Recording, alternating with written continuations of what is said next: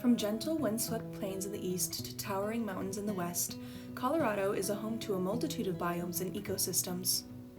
Differences in altitude throughout the state form microclimates, and hundreds of them ranging from sand dunes in the west to extreme valley floors.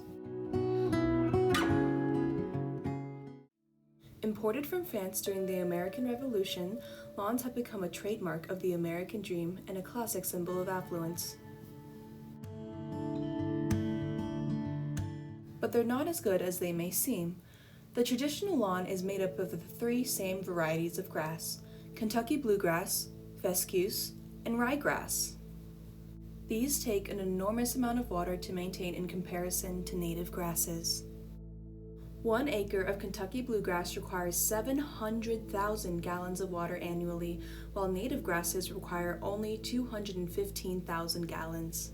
According to a 2021 analysis from the Department of the Interior, 2000 through 2021 has been the driest 22-year period recorded in more than 100 years of record keeping for the Colorado Water Basin. The reservoir system was 95% full in 2000, but as of September 28th, Colorado River System reservoirs sit at just 39%. With climate change worsening the already dire drought conditions in Colorado, alternative lawns have the potential to mitigate the water shortage crisis. Research has estimated the population of Colorado doubling by 2050, which will create an additional demand of 600,000 to 1 million acre-feet of water. European imported lawns and the suburban aesthetic are not good habitats for Colorado wildlife, nor are they effective at carbon capture. The conclusion? We cannot afford traditional lawns, especially at the expense of the water of the American West. One of the most popular lawn alternatives in Colorado is xeriscaping, or dry landscaping. The practice emphasizes creating landscapes that fit the pre-existing natural environment, which for Colorado means minimal to no watering and extreme temperature tolerance. Well, I've been at Denver Botanic Gardens for 43 years, so that's something which is a little bit longer than you've been born, I'll bet. And at any rate, I've been working at the Botanic Gardens since it was a much smaller organization. The concept of Xeriscape was actually invented by Denver Water about almost 60 years ago now. I mean, no, 40, about 1981 or two. We had a very severe drought in 1977, 78. And up to that time, it hadn't been really a problem to give people as much water as they wanted, because there weren't that many people, so to speak, and there was plenty of water. So water was it was very cheap. So Xeriscape became this principle where you could zone your garden and water less here and more there. And basically it was creating a garden that was more sustainable on less water. From wildflowers to beautiful native grasses, alternative lawns are growing in popularity not only for their environmental benefits, but for their beauty. Metro State University and Denver Water teamed up in 2013 to create programs such as Garden in a Box to give Denver homeowners easy, high-quality tools to xeriscape their homes. I am Allie. I'm the senior program coordinator on the Garden in a Box team. I've been with Resource Central and on the Garden in a Box team for about nearly 5 years. What Garden in a Box is, it's a garden landscaping kit that saves water. And so a little bit of a misnomer in some ways. It doesn't come with a box, as you've seen if you helped your mom plant it.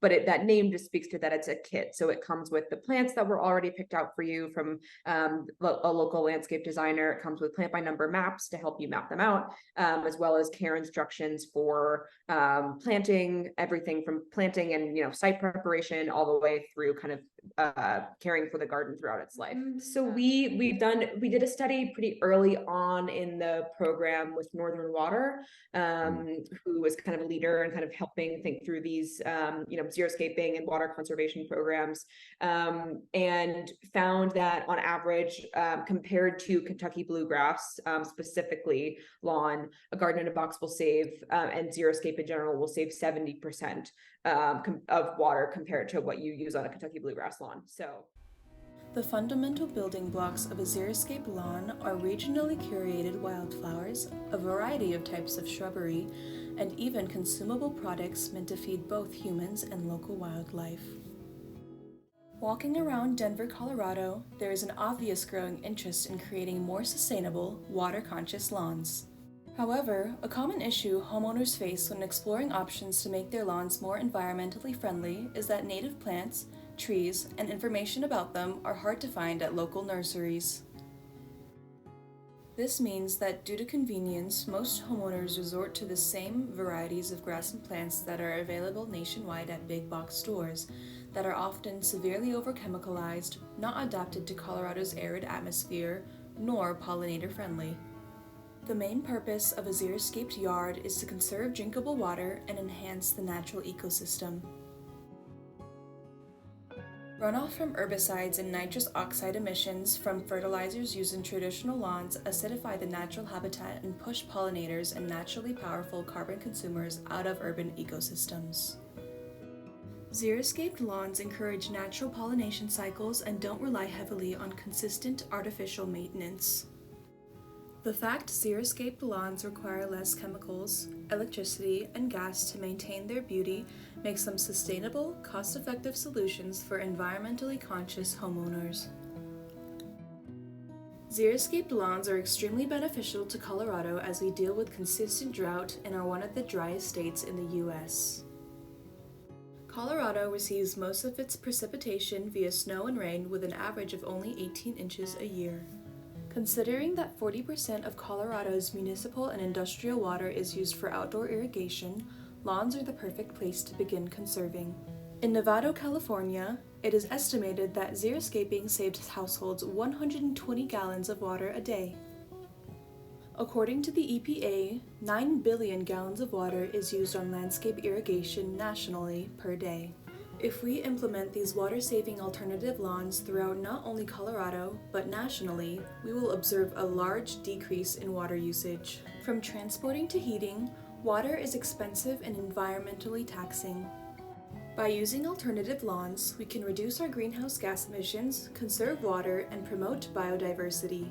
As we look to the future of our planet, it is imperative that we reduce our consumption and pollution emissions, and alternative lawns are a simple and impactful way to be mindful of one's own environmental footprint. Luckily, we are seeing a trend toward the younger generations being more environmentally conscious.